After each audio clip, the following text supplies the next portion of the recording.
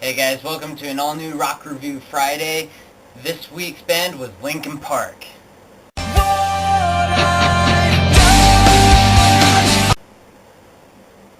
Wow. Just wow, guys. Honestly. Okay, for those of you who don't know, Linkin Park just released a new album this last Tuesday entitled 1,000 Suns. Wow. For those of you who don't know, Linkin Park started out with their album Hybrid Theory, which that, along with Meteora, and coupled almost the totality of teenage and preteen angst. It was very much the emo kid music and the depressed kids, the goth kids, the kids who hated their dads and all that fun stuff. Those were the people that listened to Linkin Park back in the day. They very much had like a rap and rock or new metal type sound to them, very hard, very heavy hitting, with the occasional slower but still pretty hard song to go with the album. That new metal sound and rap rock sound that you get in Hybrid Theory and Meteor really define the band. In Hybrid Theory, you get a lot more of the heavy hitting stuff with a lot more, in my opinion, it's a lot more screaming based, whereas Meteor is basically a complementary album to it, in my opinion, where instead of all the screaming, you have Mike Shinoda doing a lot more rapping and Chester doing a lot more of the backing screaming instead of the full frontal assault. Some songs from Hybrid Theory I definitely recommend you check out include Paper Cut, One Step Closer, Pushing Me Away, A Place for My Head. Everyone knows In the End, but if you don't, go and check it out. In the End, it's very, very Linkin Park. Points of Authority is really good to get a feel for the band as well. Now, like I said earlier, Meteora was much more into the whole rapping scene.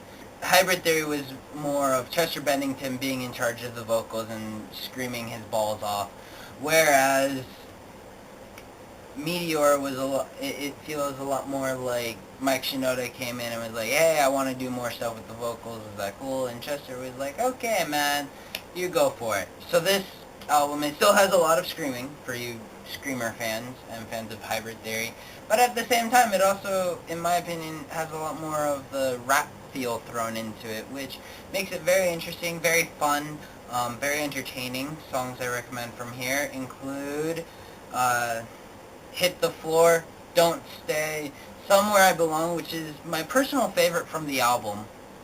It's really good. It's a slower one, a slightly softer one, but it still all works together really well to create a heavy sounding. Numb is a no-brainer. They do a nice little combination of throwing some piano in there as well, which is nice. It's really nice to, get some softer stuff in there, along with stuff like Hit the Floor, Don't Stay, Faint, some of their more upbeat and faster ones. Easier to Run is another favorite. That one took a while to grow on me. It might take a little while to grow on you too, but it's definitely worth a listen, or 5. Breaking the Habit is a good one as well. That one, focuses a lot more on Chester singing, not necessarily screaming, but he has more of a melodic tone to his voice instead of a I'm going to bite your head off in a second voice. Now that we've talked about their first 2 albums, many people view them as their 2 greatest albums, we're going to touch a little bit on the 2 latest albums. Minutes to Midnight, which was released in 2007, featured a really big hit. It was on the Transformers soundtrack as well, called What I've Done. It was a really big hit among a lot of alternative rock fans, but not so much with the Linkin Park fans. Minutes to Midnight was a very experimental album. I give them major props for it, but at times I sat there and wondered, what the heck were you guys thinking? Honestly, for instance, In Between, it's okay. It's got a nice message to it, but at the same time, I'm not so much for the feel of the song. It feels like the band wasn't really involved. It feels like something Fort Minor put together but never put on any of their CDs or EPs or singles. It really feels like more of a Fort Minor song, though. This album, though, it was under a lot of heavy criticism due to its lack of more heavy-hitting songs such as Hit the Floor or Points of Authority or Paper Cut. Anything from the first two albums. It has a very different feel. I recommend it mostly for those people who may not like the hard-hitting rock and screaming stuff, but, prefer, simple rock, almost. My personal favorite song from the album, possibly of all time from Linkin Park, is in fact In Pieces, which I know I'm going to get a lot of crap from a lot of Linkin Park fans that watch this, but tough. I like this album. My one complaint is that this started them cursing and swearing in their albums. I didn't really care for that, to be honest, guys. I don't know. I know some people like cursing, some people don't care. I, for one, don't like cursing in my music. I think it's stupid, it shows lack of creativity, etc., etc., etc. Another few songs for you to check out, most of them are the singles, include Bleed It Out, which is a lot more high-pumped. It has Mike Shinoda doing some more rap with that rock feel to it, but not quite as heavy as it used to be. Also, you've got really soft songs thrown in here as well, such as Leave Out All the Rest, which is really good, really melodic. It's really nice to have Chester actually sing a song for once on an album as opposed to screaming his balls off.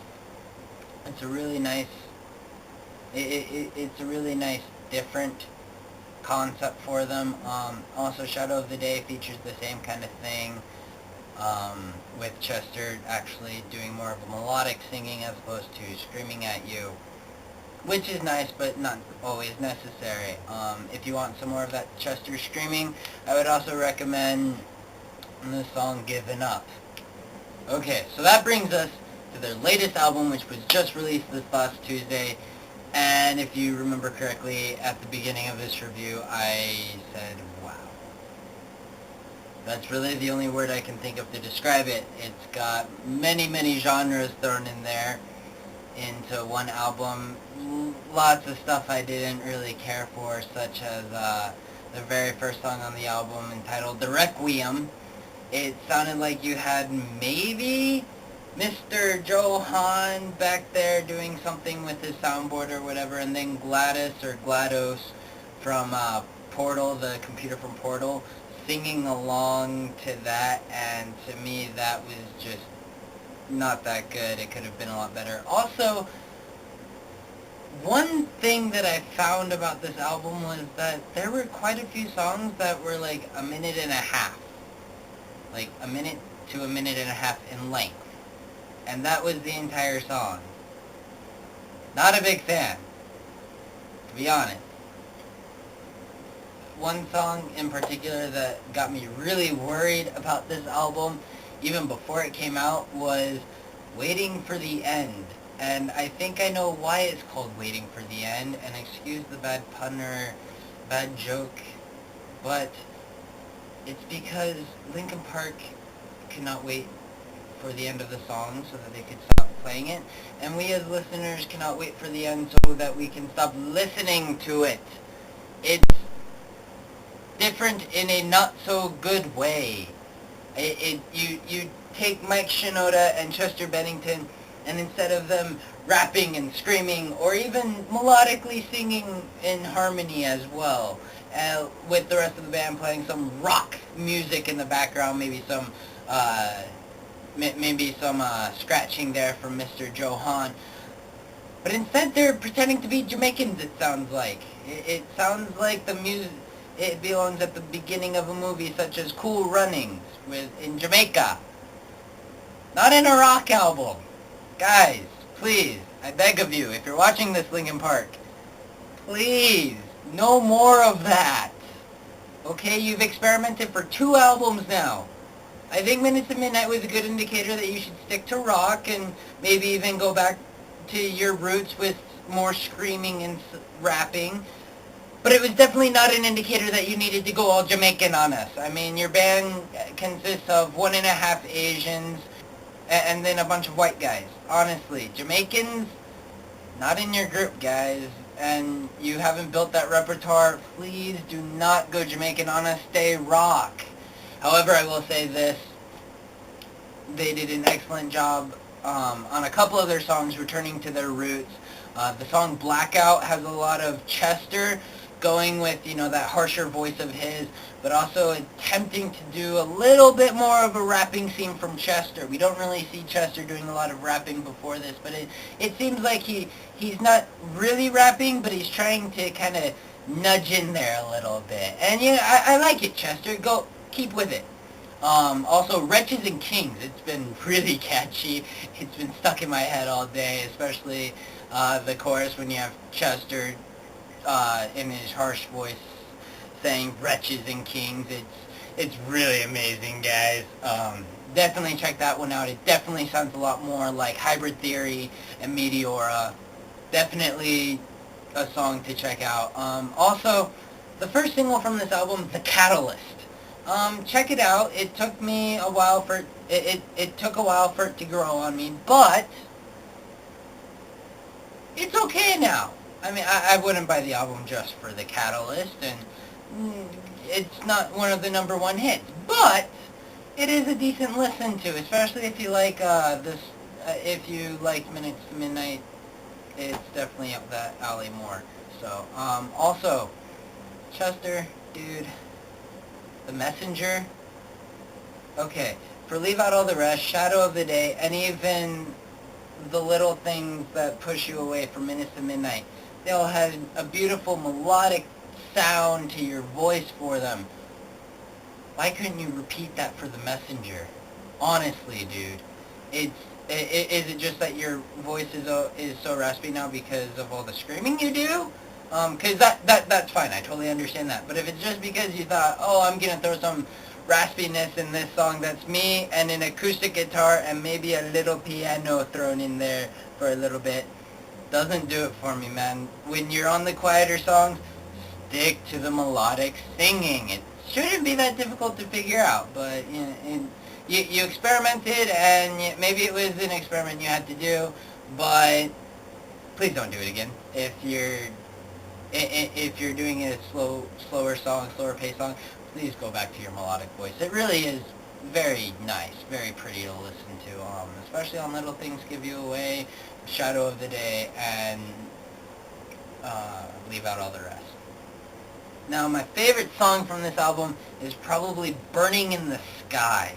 Burning in the Sky is definitely, a softer song, but with a rock feel to it. Really enjoyable. Not necessarily the number one song from the album for most people, but it's definitely up there for me. I really like how you have Mike and Chester singing melodically. They kind of break away from the screaming and rapping that they started out with. It's a nice difference and contrast to, say, Wretches and Kings. Very nice difference, but still not the core of the album and shouldn't be seen as the core. Just a nice little add-on to the album, on top of Wretches and Kings and Blackout. I also recommend Iridescent. That's a fun little slower song with Chester, once again, melodically singing. Something he cannot repeat for The Messenger. Why not, dude? That still bugs me. I'm sorry. I tried being your friend and everything, but what is wrong with you? Okay, Robot Boy, also another nice add-on song to the album. Not once. It's another softer song with Chester singing with a little bit of effects. It sounds like thrown in on the vocals. Sounds nice, but once again, I think the highlight of the album really is Wretches and Kings and Blackout. If you really want the old Linkin Park stuff back. If, say, you don't like all that stuff, you just like their softer stuff such as Leave Out All the Rest and Shadow of the Day, then Robot Boy and Iridescent and Burning in the Skies are for you.